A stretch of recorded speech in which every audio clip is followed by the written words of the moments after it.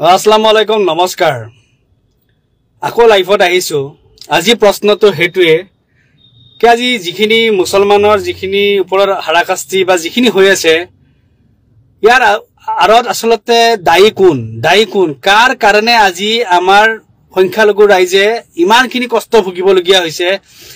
আজি আমাৰ সংখ্যালঘু ৰাইজক উচ্ছেদ কৰাৰ যি এটা ৰাজনীতি হৈছে এই ৰাজনীতিৰ কাৰ কাৰণে হৈছে কিয় কাৰণে হৈছে আসলতে আমি জানাটো বিৰাটৰ প্ৰয়োজন কাৰণ 26 নিৰ্বাচন আগত আহি আছে আৰু তাৰ আগত আমি এবাৰ জানাটো দৰকাৰ কি আমাৰ এই অৱস্থাটো সংখ্যালঘু ৰাইজৰ আজি কিছু এই অৱস্থা কিয়ৰ কাৰণে হল আৰু কাৰ কাৰণে হল কাৰ দিনত হল আজি বিজেপি আমি শত্ৰু বুলি কওঁ যে বিজেপি আজি আমাক এনেকুৱাকে কৰিছে শত্ৰুতা কৰিছে আমি মানিছো কিন্তু আজি এখিনি কৰিবলৈ সুবিধা কেনেকৈ পালে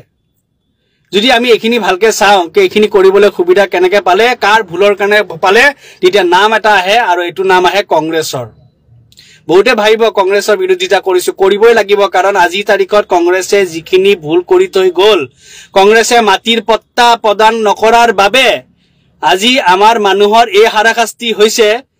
আজি যিখিনি মানুহ আজি নদী গৰাখনিয়াতে হওক বা বিভিন্ন ক্ষেত্ৰতে হওক তেখেতসকলৰ সকলো মাটি হেৰাই কিনে আজি তেখেতসকলে চৰকাৰী ভূমিত বহিবলগীয়া হৈছিল কাৰ দিনত বহাইছিলে নিশ্চয় কংগ্ৰেছৰ দিন আছিলে কংগ্ৰেছৰ দিনত বহাইছিল মোৰ প্ৰশ্নটো এটো যে চৰকাৰী মাটিত বহাইছিলে তেখেতসকলে জনা নাছিল নেকি যে আজি নহলো কালি হলো এখিনি মাটি চৰকাৰে লৈ লব অকল ভোটৰ স্বাৰ্থত একাংশ কংগ্ৰেছৰ দালাল লুপি নেতাই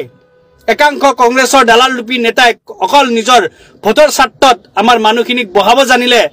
কিন্তু মাটিৰ পট্টা প্ৰদান কৰিবলৈ নাজানিলে মাটিৰ পট্টা প্ৰদান কৰিব নাজানিলে আৰু আজি এই মাটি পট্টা প্ৰদান নকৰাত আজি এই তেখেতসকলৰ এইবিলাক ভুলৰ বাবে আজি আমাৰ সাধাৰণ ৰাইজে কষ্ট খাবলগীয়া হৈছে আজি সংখ্যালঘুক লৈ ৰাজনীতি কৰিবলগীয়া হৈছে ৰাজনীতি কৰিবলৈ পাৰিছে বিজেপিটো দায়ী কিন্তু বিজেপিতকৈ সবতকে বেছি দায়ী হল কংগ্ৰেছ মোক কোনোতে কব কে তুমি কাবাৰ দালালি কৰিছা দালালি মই মানুহৰ কৰিছো কাৰণ ৰাইজৰ আজি ফেসবুক খুলিব নোৱাৰি নিউজ চাব নোৱাৰি ৰাইজৰ যিখিনি কষ্ট হৈছে যিখিনি অৱস্থা হৈছে হেবিলাক দায়ী কোন কংগ্ৰেছ সিধা কথা কংগ্ৰেছ আৰু এতিয়া আমি ৰাইজে এটা কথা বুজি আহিব লাগিব কে অনাগত দিনত 26 নিৰ্বাচনত অন্তত এই কংগ্ৰেছক আমি সংখ্যালঘু ৰাইজে আমি বৰ্জন কৰিব লাগিব তেখেতসকলক আমি বিদায় দিব লাগিব আমাৰ অঞ্চলৰ পৰা যেতিয়ালৈ এই কংগ্ৰেছক আমি বিদায় দিব নোৱাৰো আমাৰ সমাজখনত বা আমাৰ সমষ্টিত বা আমাৰ ৰাইজৰ কোনো দিন এখন উন্নতি নহয় কাৰণ এখেতসকল আমাৰ কাৰণে কেতিয়া চিন্তা কৰা নাছিলে হেয়া আমি কি কওঁ আজি মাটিৰ পট্টা যদি দিলেহেঁতেন আজি যদি মাটিৰ পট্টা প্ৰদান কৰিলেহেঁতেন আজি সকলো মানুহৰ যদি ভালকে বোলে থাকা জেগাখিনি কৰি থৈ গলেহেঁতেন আজি এইখিনি ঘটনা ঘটিবলগীয়া নহয় আজি এইখিনি মানুহক লৈ কিনে ৰাজনীতি কৰিবলৈ কোনো দলে নোৱাৰিলে হয় কিন্তু সিহঁতে এইখিনি মানুহক অকল ভোটাৰ হিচাপে ৰাখি থৈ গল যাৰ কাৰণে আজি চৰকাৰে চৰকাৰী মাটি দখল কৰি লৈছে কিন্তু আমাৰ মানুহৰ আজি ঘৰ মাটি সকলো শেষ হৈ গৈছে কিয় কংগ্ৰেছে কি পট্টা দিব নোৱাৰিলে আজিলৈ 15 বছৰ চৰকাৰ কৰি কিনে পট্টা দিব নোৱাৰিলে কংগ্ৰেছে তো আমাৰ মাইনৰিটি আমাৰ সংখ্যালঘু মাৰি থৈ গৈছে কাৰণ আজি যিখন আমি সমষ্টি পুনৰ নিৰ্ধাৰণ বুলি যে কৈছো সমষ্টি পুনৰ নিৰ্ধাৰণ হৈছে সেইখন কাৰ দিনত বনাইছিলে কাৰ দিনত ইমপ্লিমেন্ট হোৱা নাছিলে কংগ্ৰেছৰ দিনত হেখন ইমপ্লিমেন্ট কৰা নাছিলে কিন্তু বনাইছিল কাৰ দিনত বনাইছিল কোনখন আজি লৈ কেনে বিজেপি চৰকাৰে ইমপ্লিমেন্ট কৰিছে আজি ডিটেনশন কেম্প কাৰ দিনত হৈছিল আজি নেলি ঘটনা কাৰ চৰকাৰৰ দিনত হৈছিল যত ন্যায় নাপালে আজি 2012 ঘটনা আমি পাহৰি যোৱা নাই ডি বটাৰৰ সমস্যা কি হতে দূৰ কৰি থৈ যাব নোৱাৰিলে কংগ্ৰেছে ডি বটাৰৰ সমস্যা কংগ্ৰেছে কি দূৰ কৰি থৈ যাব নোৱাৰিলে হয় এনআৰসি খন কি ভালকে তেখেতসকলে কৰি থৈ যাব নোৱাৰিলেহেঁতেন আজি তেখেতসকলে সংখ্যালঘুৰ অকল ভোট ললে সংখ্যালঘুৰ ভোট লৈ অকল ব্যৱহাৰ কৰিলে এইবিলাক অকল আমাক ব্যৱহাৰ কৰিলে তাৰ বাহিৰে একো নাই যাৰ কাৰণে আজি হে কংগ্ৰেছত থাকাই আজি বিজেপি যেতিয়া আহিছে সকলো ডাটা জানাৰ কাৰণে আজি কি কৰিছে আজি উচ্ছেদ কৰি দেখুৱাইছে হয় চৰকাৰী মাটিত বহি আছে যদি উচ্ছেদ হ'ব আমিও জানো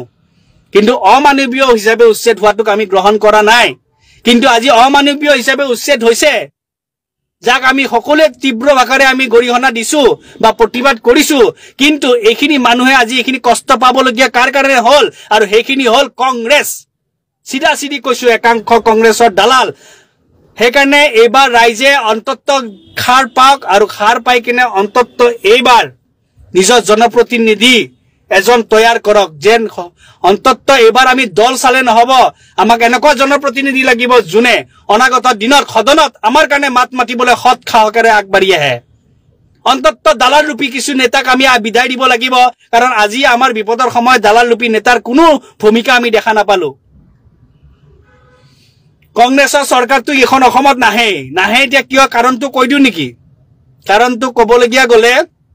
অকল সংখ্যালঘু ভোটেৰে কংগ্ৰেছে জয়যুক্ত হ'ব নোৱাৰে উজনিতটো কংগ্ৰেছে সিটে নাপায় আৰু তাৰ সবতকে ডাঙৰ উদাহৰণ হৈ গল ৰাহুল গান্ধী আহতে কি উজনিত মিটিং কৰিব নোৱাৰিলে জানিছিলে উজনিত মানুহ নহব আৰু সেই কাৰণে ছয়গাঁৱত মিটিং কৰিবলগীয়া হল যে সংখ্যালঘুটো